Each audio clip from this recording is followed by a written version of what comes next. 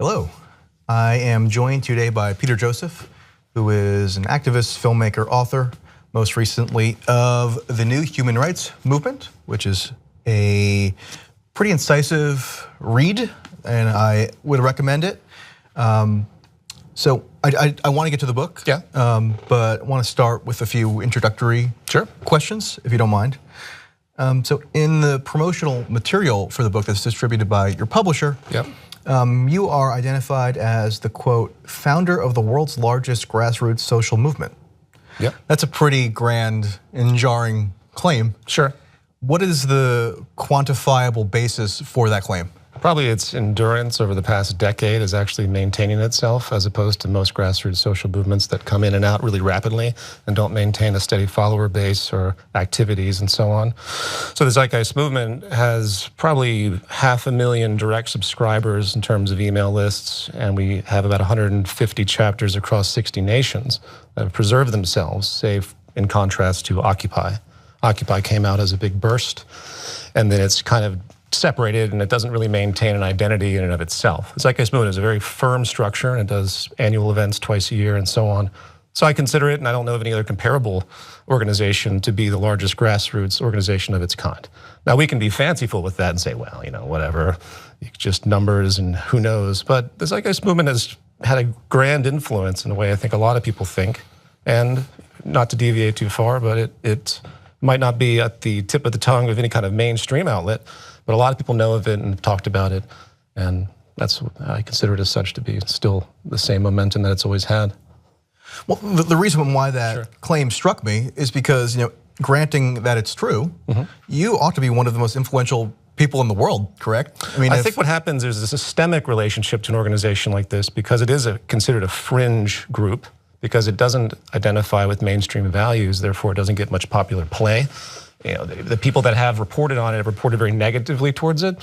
For example, there was a NBC special they did where probably the first time I'd seen any kind of acknowledgement, and what they did is they took a friend of a mass murderer, and the friend mentioned that this mass murderer was a fan of the Zeitgeist movement. This was Jared Lohner, the person who shot Gabrielle Giffords in 2011. And that was probably the closest mainstream exposure the movement ever had, which was the most derisive and on the edge of lawsuit, because I talked to my lawyers for a long time about that.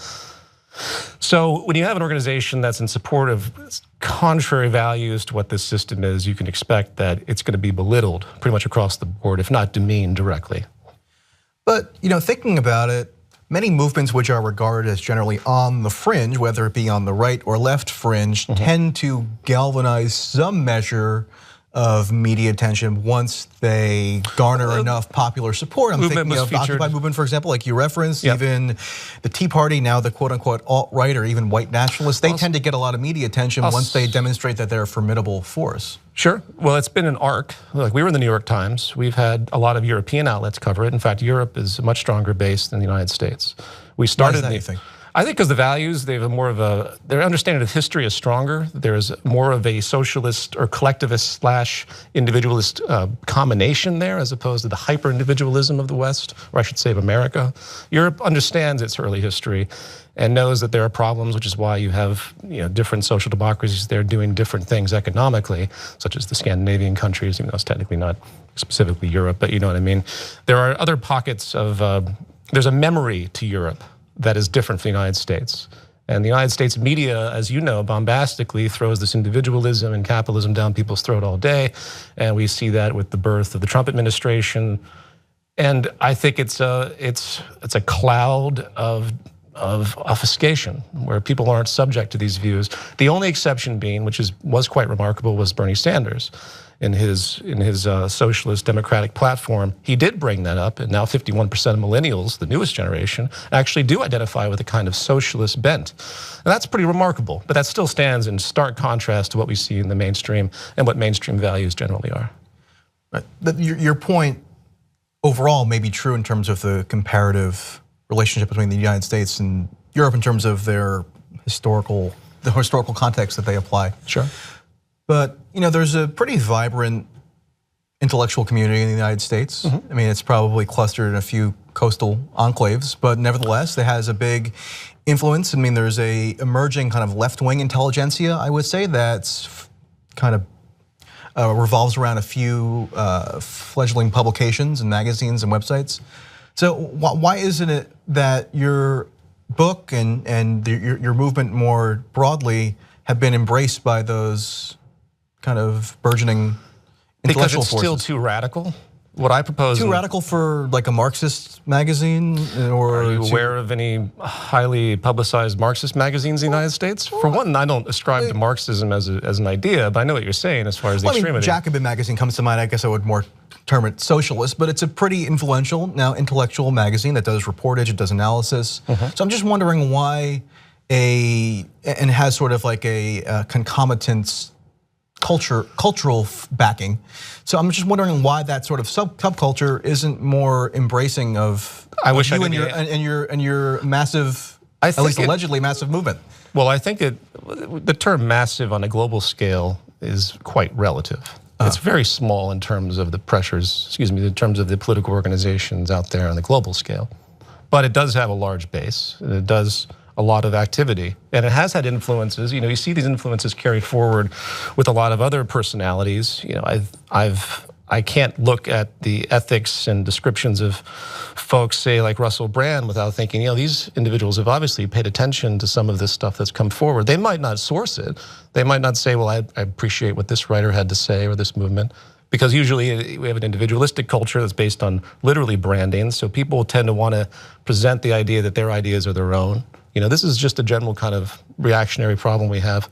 Not that it matters to me. I mean, honestly, this is a seed planting organization, because the type of change that we promote is so radical and so different than what everyone finally concludes when you actually want to change the entire economic structure.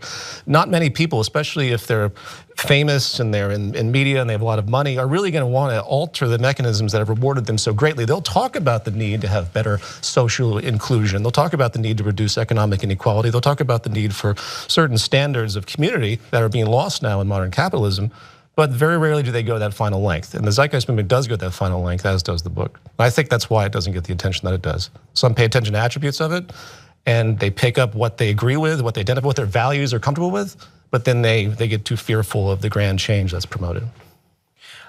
That's my view. I don't know the answer to it, perfectly honest with you, Michael. I wouldn't expect you to have a concrete answer. Okay. It's obviously a complicated question, but the reason why I'm prompted to raise the subject is because I perceive, again, across the spectrum, a greater willingness now to embrace ideas which are perceived as radical in the mainstream, and those ideas end up infiltrating the mainstream. So I'm wondering why your movement hasn't followed a similar trajectory when you see this happening on, again, the left, right, and everywhere in between.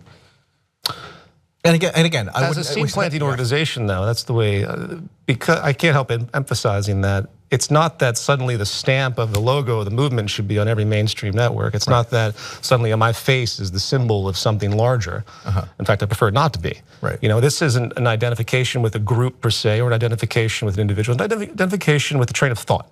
And I think that train of thought permeates the way it does naturally. We have a polarized reality now. We do have people that are being more progressive, but we have a lot of people moving towards heavy right, borderline fascist views as well, as with the rise of the Trump administration. So I couldn't tell you whether we're heading in the right direction or the wrong direction, because we have this incredible divergence that's actually happening. And statistically speaking, I think I'd have to argue that while the progressive ideas are moving forward, they're being exceptionally hindered, especially with the media's focus in the United States, by the more extreme right-wing views. And I think that's dominating right now. So if you can see your ideas sort of subtly permeating public consciousness, that to you is a win. The way I see it, there's no other choice. Whether there's one person in the Zeitgeist movement or there's a billion people, it doesn't change the focus and necessity of it. The Zeitgeist being a representative train of thought, not an institution. Something that people need to get behind in terms of public, cultural sustainability, which includes ecological sustainability and social stability, which means we don't want to fight with each other and we want to be in harmony with the planet. Because right now we're hitting a crossroad with those two issues, and they're going to reinforce each other in a very negative way. And I think over the course of the next 30 years, what's going to rise to the surface if serious changes aren't made is going to be pretty ugly. Yeah. And we'll take a quick break. Hey, Cenk, what's up? And I'm reading some of the comments on a YouTube video I did. What's a cuck? Go. I first became aware of you now about 10 years ago when I, like millions of others, saw the initial Zeitgeist video on the internet. And I don't want to dwell too much on that because I know your project now is sort of divergent from what that initial video represented, but I still think it's sort of interesting background to delve into. And there are, when I kind of searched my memory for what I recollected about that video, I guess I watched it in college. Sure. Like a lot of people who were maybe a little wayward at the time. I remember that there were a couple segments. There was one having to do with religion. There was one having to do with 9/11, and one having to do with the world financial system. And war. And war, right. And I don't want you to litigate the 9/11 section. I know that's been sort of something that a lot of press try to foist upon you. It's certainly a black hole, no doubt. Right, but I think revisiting that issue is sort of interesting now because I think I see sort of conspiracism as an increasingly popular it's terrible. source of refuge for people who may be disillusioned from the status quo and they latch onto these various ideas. Yeah. It's informing both, for example, Trump's support base and also his opposition. Yeah. So there are conspiracies kind of flying in every direction now. Do you draw a through line between what's going on now and the popularity that the 9/11 conspiracy gained 10 years ago? I mean, your movie came out around the peak of that kind of fervor, I would say. I would say that we shouldn't lump in views against the United States government's claim of 9/11 with the rabid and lunacy-filled and conspiracy culture that we see today. You know, we've had the explosion of paranoia and in-group, out-group delusions now with the birth of Trump and, of course, the Alex Jones community that has been accompanying him. And it's polluted those that have had rational disagreements with historical events. So I'm not here to debate the issue, but I will say that I don't even talk about the issue of 9/11 anymore because it's been so hideously conflated with, say, believing in the earth is flat or believing that there are reptiles that are in inner earth. So you can't have this discussion anymore. And I don't even try to because it ultimately doesn't matter to me. I've deviated from that issue in 2009 when I made the addendum to that movie. And I said, okay, well, I have an audience now. Remember, the first film was a performance piece, which gave it its artistic bent, which people criticized the style of it because it wasn't actually intellectually, it didn't unfold in an intellectual documentary manner that most expect. It was sensational. So I was throwing a lot at the audience to see what the reaction would be. It was really, for me, it was a study in sociology. And then addendum came out and I said, okay, well, I have attention now, so I'm gonna focus on the economy because this is the most important issue we have to deal with today. And it's unfortunate the overshadowing, it's not just the 9/11 issue, the religion issue overshadows my arguments often as well. I still get hate mail for that and get endless criticism. But it's not as fervent as the anti-conspiracy culture, which is just as bad as the conspiracy culture. Because you have these polarized views of the way the world functioning is, and they're both just as biased. And I think it's really unfortunate that you can't have a grassroots or a root foundation intellectual conversation about something without being lumped into being some fringe lunatic that's irrational. It's unfortunate. You know, I think you're right to say that there is a problem with this reactionary anti-conspiracy culture, meaning this tendency for people, especially in positions of power, to summarily dismiss what they call conspiracies without addressing what is being claimed on the merits. And that sort of leads to a disenchantment where people are feeling like certain information is being suppressed. And I think, you know, the 9/11 issue was a progenitor of that in a significant way. Absolutely. Any kind of labeling that distracts people from critical thought is destructive, obviously.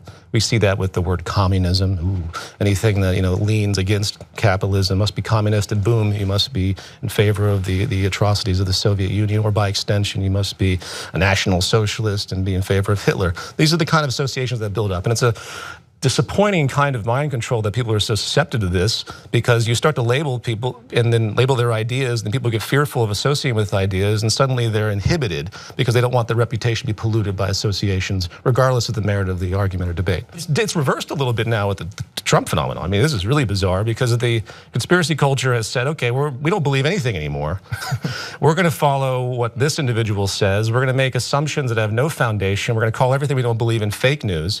And this has been, I mean, people once an interviewer asked me, do I feel any responsibility for this because of the popularity of that film? And a lot of people labeled it a conspiracy film. I didn't see it that way at all. I was presenting arguments based on what I had understood. It wasn't, the word conspiracy doesn't even appear in that film because it's not based upon that. It's not about that. It's about mythology. It's about sociology, how people are manipulated, how they don't understand historical events. And I answered that question that if I had any contribution to that, I regret it, that's for sure. But I still stand behind the arguments I put forward, and I've spent years, expanding on those to try and clarify the issue so people don't watch something and then take paranoid dispositions. That's not my intent at all. I think attributing the flourishment of what you might call this kind of conspiracy culture, I've seen it referred to in academic journals actually as this almost conspiracy spiritualism. Oh, yeah, that's a weird one. But I think attributing that solely to you would be a stretch, but I think at the same time, a lot of this culture draws heavily on the internet. And your first film was a huge force on a lot of people, especially in their formative stages. Like, I don't know if it was a formative influence on me necessarily, but it was, I consumed that information at a formative stage. Sure. So I think people wondering whether there is any, whether your film was a precedent for what's going on in the current moment. I think it's a valid line of inquiry, no? Yes and no. Who's to say? I mean, I'm far from one that has talked about such issues, and they're very modest in truth compared to the lunacy that you see in the conspiracy culture and the Alex Jones community that have a whole spectrum of bizarre assumptions and projections and unfounded views. So I think it's, to whatever effect the argument is valid, I have no idea. And all I do is I've clarified my position. I've worked diligently over the past decade to show what I'm about, what the movement's about. The movement has nothing to do with conspiracies or anything like that. It's specifically about economic change to help society. I think I would be remiss not to try to drill down on one aspect of this. And again, I don't want to dwell totally on it, and we will get to the book in the final segment, I promise you. Sure. But in terms of 9/11, and again, it's a huge event in modern American history. It led to a lot of things that we are still beset with. I mean, do you still maintain? I mean, the takeaway from the first film was that the official narrative is completely wrong and it's covering up the truth. How do you reflect on what that portended? I mean, do you still believe that the official narrative of 9/11 ought not to be believed? Well, here's what I'll say about that. The questions have not been answered. So when you have unanswered questions, what breeds? Confusion, speculation. And that leads to all sorts of terrible assumptions about 9/11 that I don't want to have any association with, such as people that talk about no planes at the towers. These are bizarre things. What's the central question that hasn't been answered? Why were there over 200 warnings that went unheeded by the US government? Because the US government is incompetent. See, therein lies a deeper idea. Do you think the military-industrial complex is incompetent? Do you think with all of its technology, its use of high academia, do you think its complete outrageous funding is incompetent? Do you think the CIA and the FBI are incompetent? See, again, it's a difficult conversation because if you want to go down that road, it's going to take me at least an hour to go through it all. But I'll say this, the United States never gave the public a thorough investigation, and there are numerous omissions and things that should have been talked about that any self-respecting American or human being on this planet should have demanded, not to see this flagrant nonsense that was put forward and then buried under the speculations of others, which completely delegitimize the argument, because now you can't have a rational conversation with most people about it because they think you're just speculating. There are so many unanswered questions. I would be completely happy to dismiss all of my assumptions if the questions were actually answered. Right. Okay, we'll take a quick break. Yeah. Hey, Cenk, what's up? Aaron, I forgot my email password. What is it? PASSWORD. Now we will turn to your new book, which I did find quite incisive in numerous ways.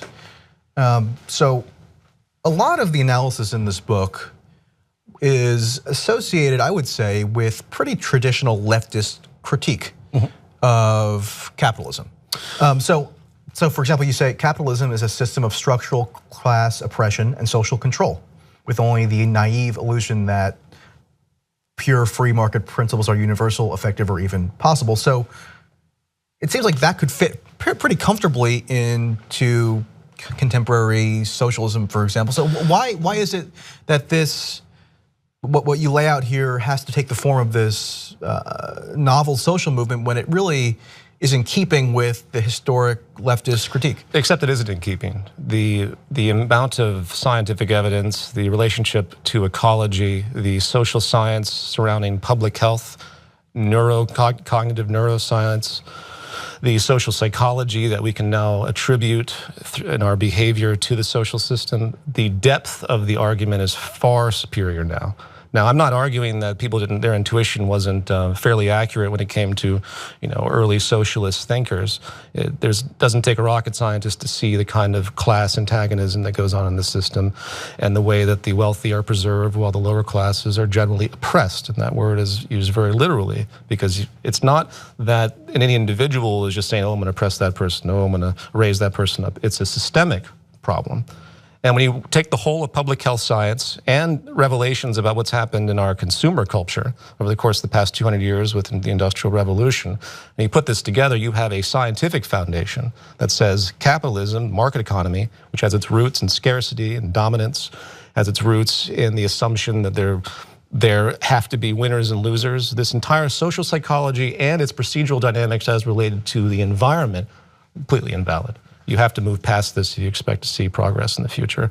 And when people try to come forward and do things within the system, people talk about universal basic income. I'm in favor of that, but it's still a patch. You have people trying to incentivize renewable energies in the system through markets, as though markets are going to be used as a tool to end the problems of markets, the negative externalities that are created. So you have all this stuff that people are trying to do within the system to try and fix it, not knowing that the actual structure is inherently invalid. It's not going to function anymore in a positive way. It has in the past to a certain degree, but with the ecological crisis, how do you have a society based on consumption where labor is attached to demand, that in a society since the Industrial Revolution that doesn't meet demand, it actually has to create demand. And that's an extremely problematic state that didn't exist 200 years ago in the purview of most economists. They had no idea we'd have the abundance potential that we have now, where people have to be supported by the act of consumption. And this has been a brainwash kind of mechanism. The National Association of Manufacturers, I detail this in the book. It took a long time to get American culture specifically, because America is a case study in this, to start buying and consuming. It was an argument against communism towards a more pro-egalitarian society in America for people to buy and consume after World War II. Consumerism became a functional philosophy, and that can't possibly be positive for the economy. So excuse me, for the ecology, I meant to say. You can't have an environmental sustainability when you have a system like that. That's just one example. So you wouldn't situate this book or your broader project within a left-wing canon? I don't put any labels on it or any isms, because it distracts from the message that's the train of thought. The more people label and throw stuff on top of ideas, the more they get confused, the more they become poorly defined, and the more you can't have a conversation about it. So I don't use any of those in that language at all. People can associate it the way they want, but in truth, it's a train of thought that is very rational from the ground up, and it doesn't deserve to be called socialist or communist or left-wing or right-wing. It just needs to be understood as it is. I agree with you actually about the non-utility of latching on to labels, which tends just to be an excuse for people to pigeonhole things that they don't want to fully. You wouldn't believe the kind of criticisms I get just superficially, just because I'm in opposition to the capitalist structure, with no thought at all. People just dismiss it because they think, oh, we already tried that. Yeah. Oh, remember the USSR? Yeah. And there is a right-wing critique of the capitalist structure as well. So it's not as if that automatically makes one any kind of card-carrying leftist. Well, you mean one that refers to the fact that we don't have a free market and we have to remove state interference? Is that libertarian views, the right-wing Well, I mean, that would be one view. I mean, but there's a certain kind of maybe more paleo-conservative argument that doesn't even hold up capitalism as an ideal. Okay. Whereas the libertarian would. Yeah, that's sure. That's interesting. Yeah, I'm not as much familiar with that one, but anyway. Yeah. So here's a point you make that I thought was interesting. You say empires are like socio-geographic diseases, born of the dominant social psychology of the root socioeconomic orientation of the social system And you go on to say all wars are indeed class wars when root motivations are observed. Now that seems to contravene everything I'm told by the foreign policy establishment about the very benign and altruistic motives of the American security state. Are we just an empire floundering? I'd be hard pressed to find anyone that can defend the empire. There's a couple terms in there that I can define for you, but I think you're familiar with the Gallup poll of 66 countries that were asked across, I think, many thousands of people. What is the most dangerous nation on the planet? The United States was given as the highest answer. The United States is the greatest threat to security on this planet in the views of most people, not Americans, of course, because that exceptionalism has been ingrained into culture. Root socioeconomic orientation, that has to do with where we came from after the Neolithic Revolution. So agrarian society came. There's a geographical determinism to the way our world is. It's not just that someone came up with this, as you'd imagine, but it's intuitive, but I'll briefly attempt to touch upon it. When the agrarian revolution happened, people came to fix societies. There were certain requirements for that, such as labor specialization. Remember, before that, in 99% of human history were hunter-gatherer societies, no money, no markets. And the need to trade, the need to isolate, the need for protectionism, the need for government, the need for property and property rights, all of that became codified in the new system that eventually evolved into what Adam Smith formalized as capitalism, right? The root socioeconomic orientation of that from the birth of the agrarian revolution means that, means that there's a basis of scarcity, first of all, that everything is scarce. There's a universal acceptance that there's not enough to go around, that means are scarce. So the idea of any kind of abundance or any type of equitable distribution becomes improbable, if not completely ridiculous in the minds of economists that orient towards this. Open up any classic economics 101 book, resources and means are scarce. There's no nuanced view towards it. And what does that do? It leads to trade strategizing dominance. It leads to protectionism that's associated with dominance. And then by extension, if you have that kind of Malthusian view, suddenly you have oppression. You justify poverty. You justify people having less than others. You justify the lack of social inclusion and so on. That's the root socioeconomic orientation of our system that goes back to the Neolithic Revolution. And it's only kind of permutated in different ways up until now. And one of the permutations is empire. And empire and nation states are class relationships, just like class relationships in domestic societies. So empire, from the British Revolution, had the biggest state of empire.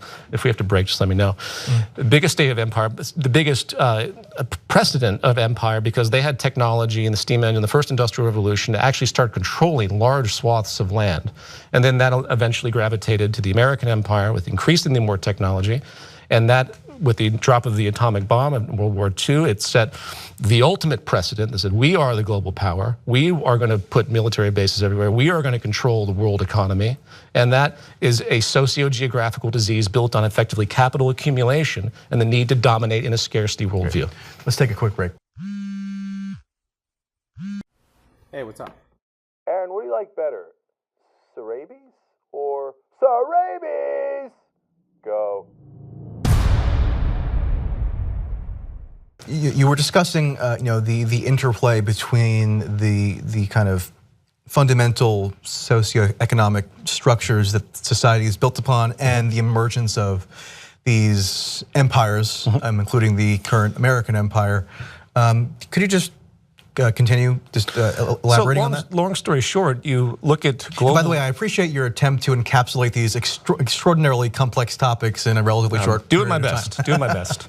I tend to be verbose. I'm strategically trying to cut this down. So you look at class structures in a domestic society, you see mechanisms that create that. There are procedural mechanisms, there are incentive-based mechanisms that lead one to dominate over another as far as having more power and wealth than others. And that plays out on the global scale simultaneously. And I'll say this with respect to empire. A lot of people look at the world today, a lot of apologists for capitalism, a lot of philanthropists, and they say, well, we just haven't let markets and capitalism get to the poor, destitute areas of Africa or the poor, destitute areas of Latin America. What they don't recognize is the post-colonialist reality that these areas were carved up amongst Europeans and deeply exploited. And the poor of the world are not the ones that have been left behind by markets, the ones that have been robbed.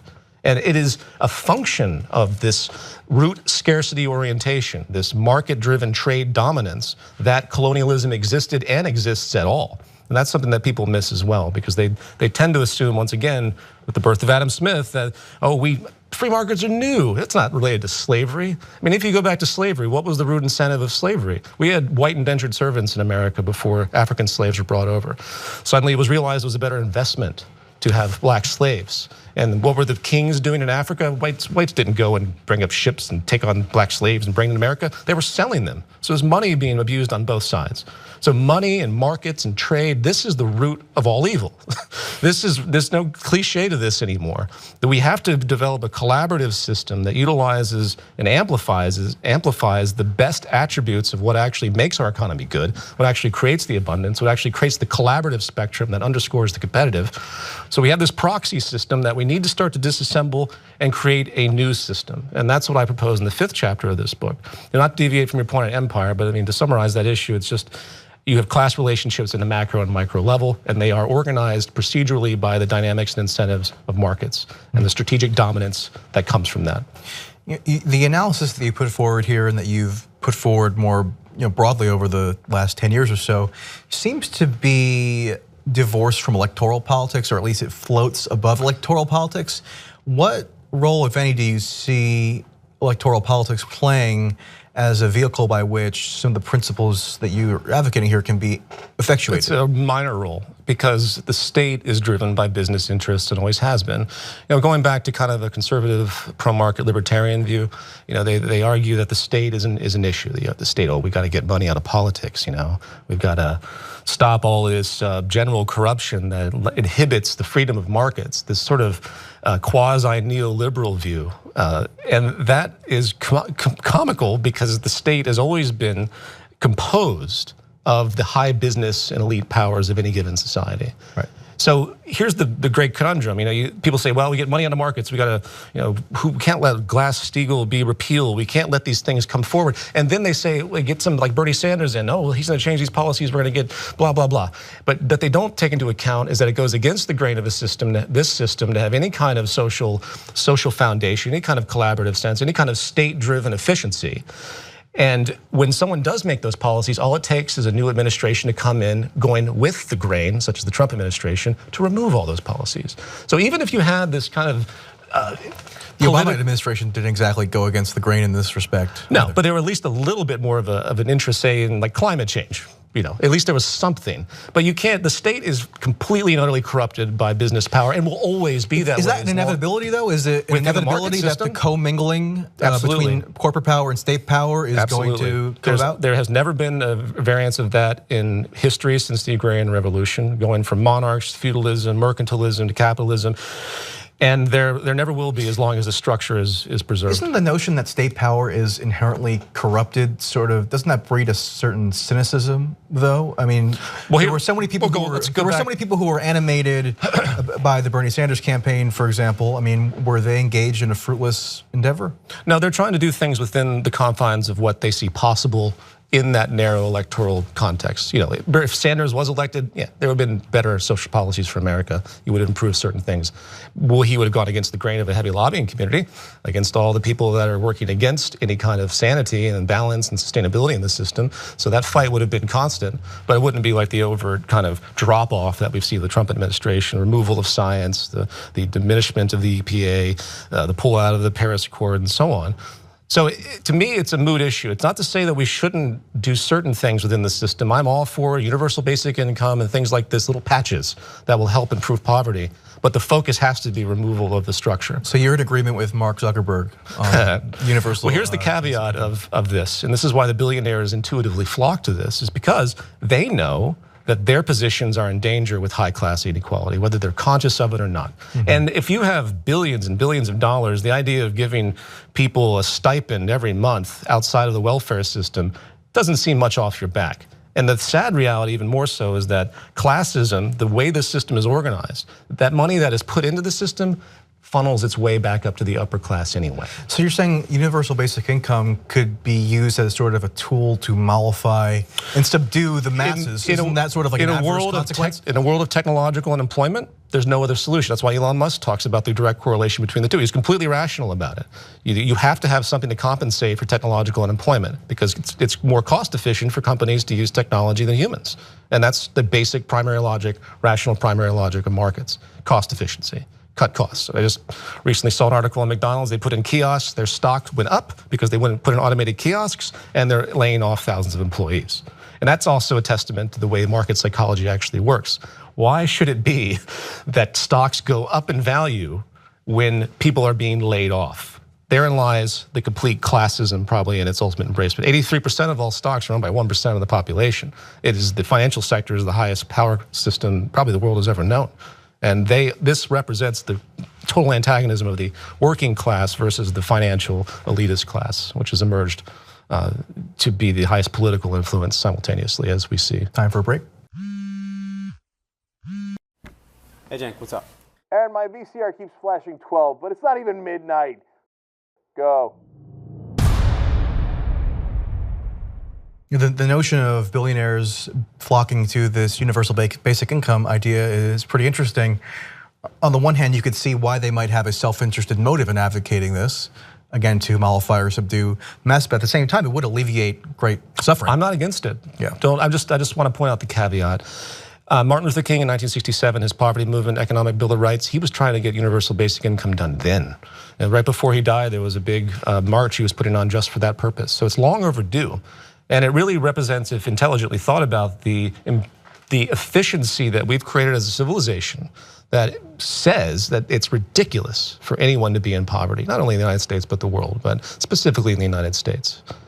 And this will rectify that, and I think it will eventually happen. It probably has to. And you will see an increase in public health. But we can't distract from the fact that the system is still antagonistic to the environment, is still classist, it's still oppressive, it generates racism and bigotry and xenophobia and social destabilization. The universal basic income will create complacency slightly for a little while, but it doesn't counter all the other structural artifacts that have to be countered. Right. Yeah. Can I ask on a personal level, I mean, how do you embody the activism that you advocate? You know, what do you do on a typical day to further these principles? I'm just curious, like, what very active in the movement, of course. We do lots of podcasts. I, of course, am working actively to communicate the ideas. The biggest issue is education. I've lectured all around the world. You know, I'm going to be doing a Skype thing in the UK for an event that's happening in a couple of days. So I'm actively trying to get the point across.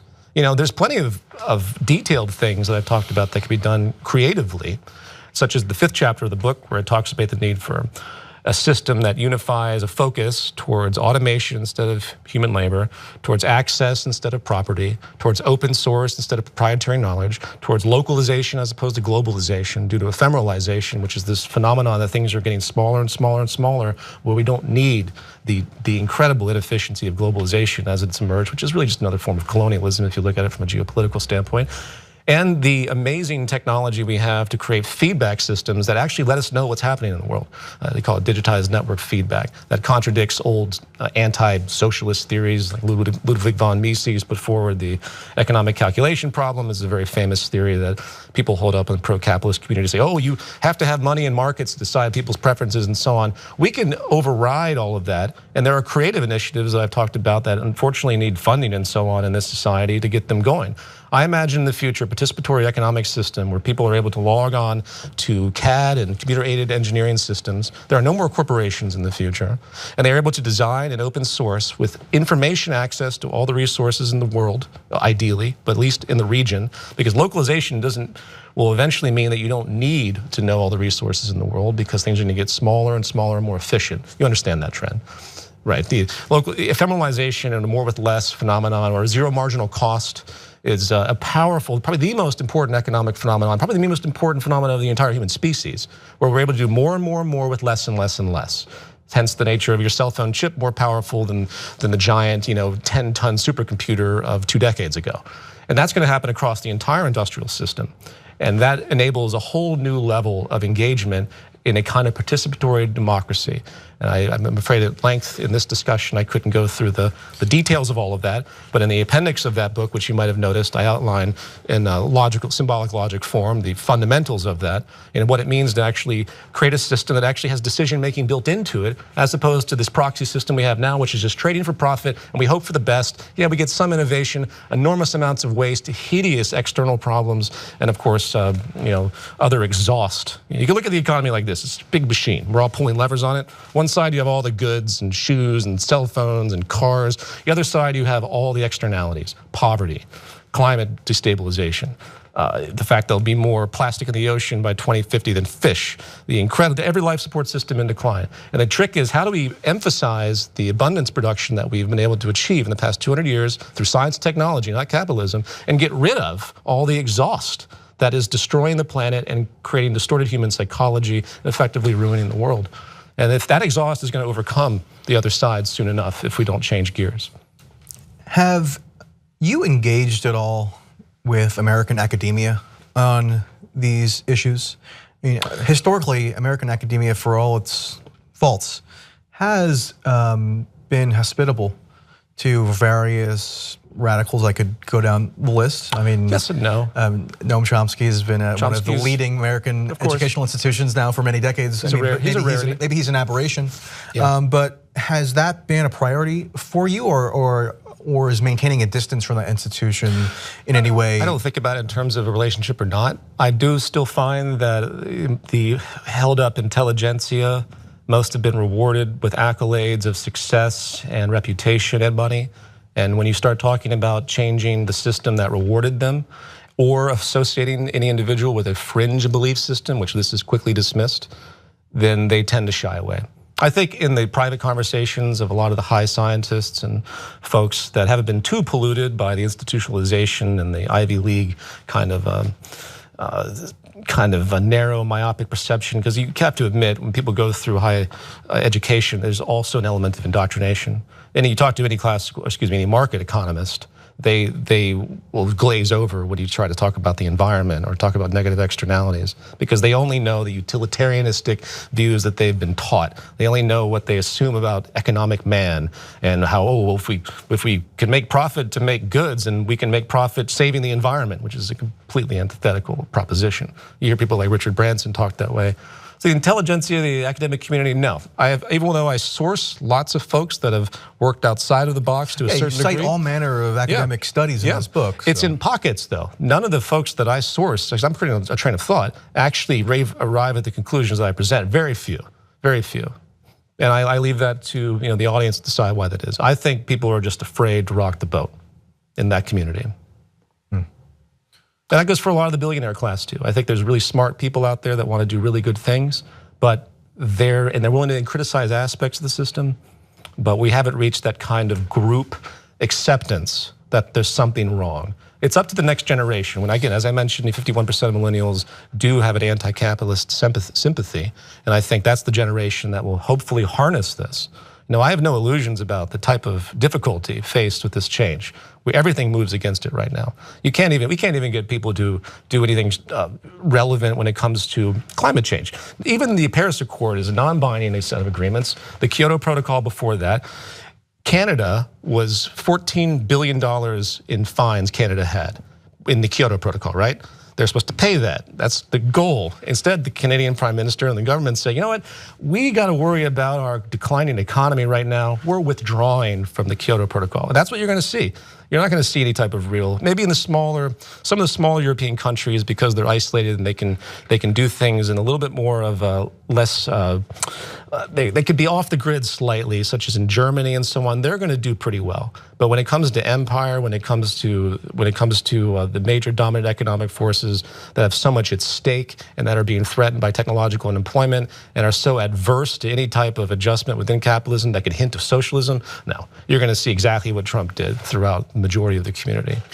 Well, I think it's a universal principle that if you have benefited and prospered based on the function of a system, then you're going to resist kind of critiques of that system. I mean, and that applies operant conditioning across the board. Yep, operant social and psychological conditioning, and that's a great barrier. The greatest threat to humanity right now is the way we think. And we can't just think our way out of it without structural change. Very few people can go against the grain of what the group identification is without the pain of being ostracized or losing their reputation or not having work and so on. So we are imprisoned by our public perception, even more so than ever with the internet. And that's why I find to be the greatest inhibition, is that people see the problems, they're willing to go a certain length, but they're not willing to go that extra length because they feel it's going to threaten their direct survival. And it's exactly that short-term interest that will create long-term destruction. So there has to be a way to snap out of this, which is why I support this kind of structuralist view. If you want to change society, you have to change the way the structure is, then you change the incentives, then you change the social psychology. And we know human variability allows for many different ways of thinking and many different ways of interacting socially. Again, 99% of human history, hunter-gatherer societies, no money.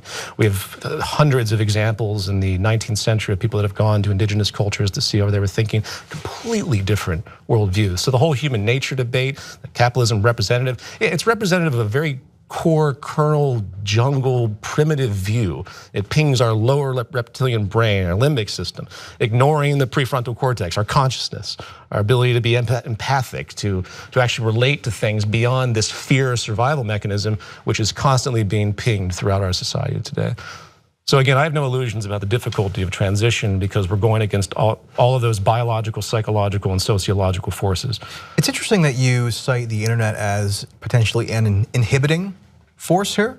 Whereas, I mean, the promise of the internet was supposed to be that it would liberate. It goes both ways. I mean, it depends. Like, for example, I mean, the internet is how most people, I would presume, became aware of you and your work. Of course, I'm not arguing that it isn't there for communication, new ideas. It can't if people know what they're looking for. But when people have a closed view on the internet, you can search for just what you want to see. In fact, you could probably think of any idea and search for it and find validation for that idea. So people are constantly reinforcing their views. Like, again, look at the fake news Trump phenomenon. His followers, they blindly follow in their own pockets in social media. They ignore anything that contradicts their views, calling it fake news. It's a tremendous psychological ploy. And the same thing goes for the other extremes. You have people that are constantly reinforcing their own values and views by focused searches for only their own values and views. So when people are on the internet now, especially with social media, they're surrounded by group inclusion, generally. I might get unless they make an overt attempt to extricate themselves from those. No, they're not. Groups. Most don't, because it's not in our. Those who do are a minority, but yeah, hopefully they increasingly exist, or at least that's what I advocate. It's a double-edged sword. I'm not arguing against the internet or anything like that. Yeah. I'm just saying that we have a problem with people not being exposed to new ideas, and the internet has a double-edged sword when it comes to that. Right. Well, hopefully this interview enabled the exposure of certain people to new ideas. So too, yeah. And Peter Joseph, I want to thank you for coming to the Young Turks. Thank you, Michael, I appreciate it. The book is The New Human Rights Movement, out this year. And take a look at that if you so desire. And we'll leave it there.